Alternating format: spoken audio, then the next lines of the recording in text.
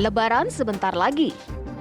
Setelah 2 tahun lamanya terhalang kondisi pandemi COVID-19, mobilitas mudik Lebaran tahun ini diperkirakan meningkat pesat dibanding Lebaran 2 tahun sebelumnya. Jutaan pemudik diperkirakan bakal memenuhi jalan untuk menuju kampung halaman. Selain mobil pribadi, bus dan moda transportasi lainnya, sepeda motor bakal jadi pilihan banyak orang untuk melakukan perjalanan mudik. Meskipun tidak ada larangan, pemerintah tetap mengimbau masyarakat tidak menggunakan sepeda motor untuk perjalanan yang jauh mengingat risiko yang cukup tinggi. Kementerian Perhubungan mengimbau masyarakat supaya mengurangi keinginan mudik Lebaran tahun ini menggunakan sepeda motor, baik yang sendirian maupun bersama keluarga kecil.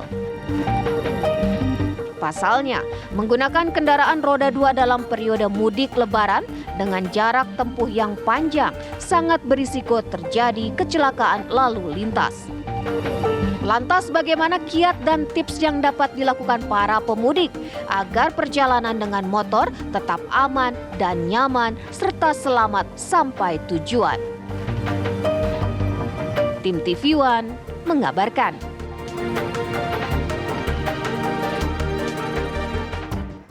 Ya, sebelumnya Presiden Joko Widodo memang sempat berkata bahwa tahun ini diprediksi sekitar 17 juta pemudik yang menggunakan motor untuk pulang ke kampung halaman. Biasanya untuk keluarga kecil yang anaknya 1 atau mungkin 2 masih kecil-kecil dianggap masih bisa lah kalau mudik naik motor ya.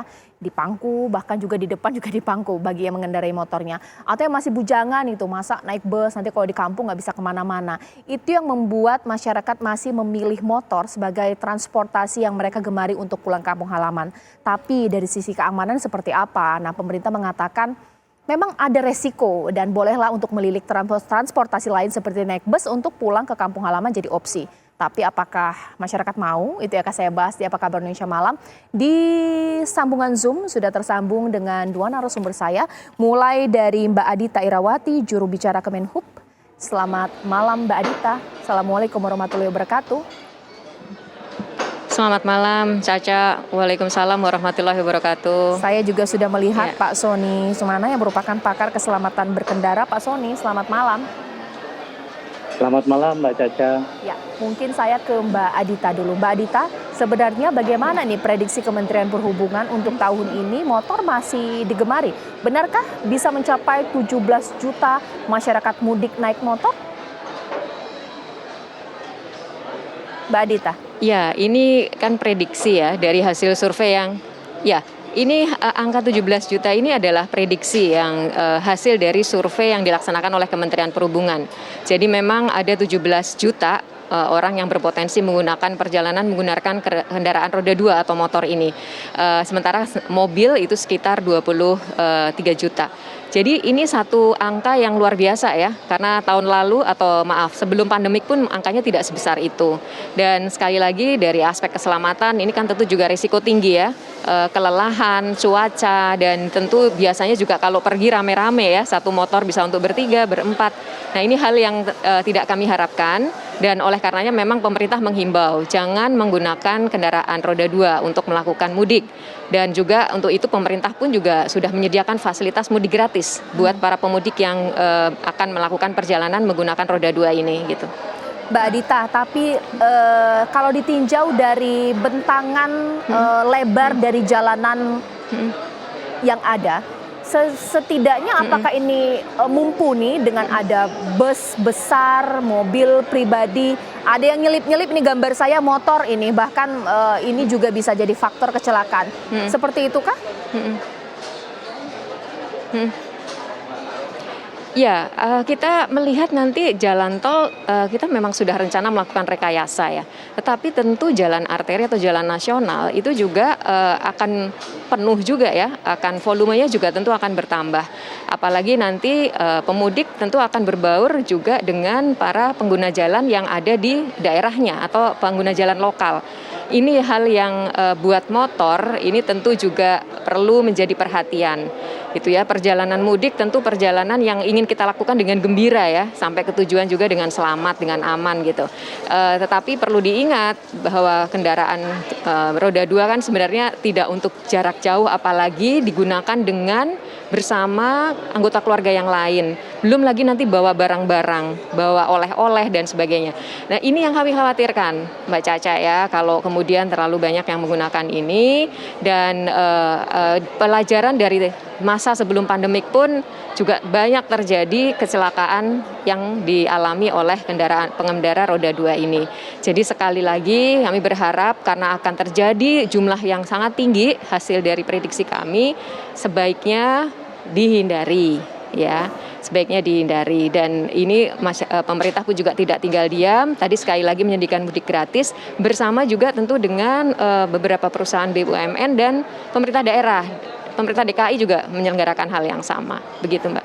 Baik, mungkin saya ke Pak Soni. Pak Soni, apa yang disampaikan oleh Mbak Adita ini juga harus diketahui publik. Sebenarnya motor yang ada umumnya di masyarakat saat ini, berapa lama sih batas maksimum dipergunakan secara jarak? Bisa nggak ya 2 hari, 3 hari digunakan non-stop terus-menerus untuk sampai ke kampung halaman? Oke, ini yang harus diperhatikan bagi pemudik ya. Karena tidak semua motor itu dirancang untuk perjalanan jarak jauh. Dan motor ini kan ada keterbatasan, apalagi motor-motor yang umum beredar di Indonesia ini adalah motor-motor matic yang ber-cc kecil. Sehingga ada beberapa faktor-faktor yang harus diperhatikan oleh para pemudik yang pakai motor nantinya. Misalnya gini, oke lah dengan alasan irit bahan bakar, kemudian ekonomis, lebih praktis.